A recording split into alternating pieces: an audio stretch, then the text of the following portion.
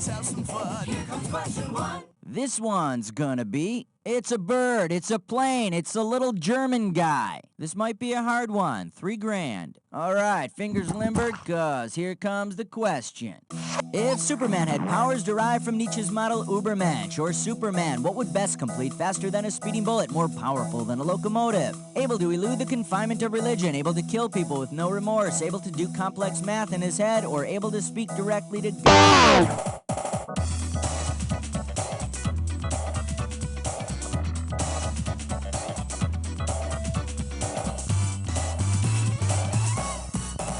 Nietzsche's Übermensch was a superhuman beyond the boundaries of religion. That's why God created kryptonite.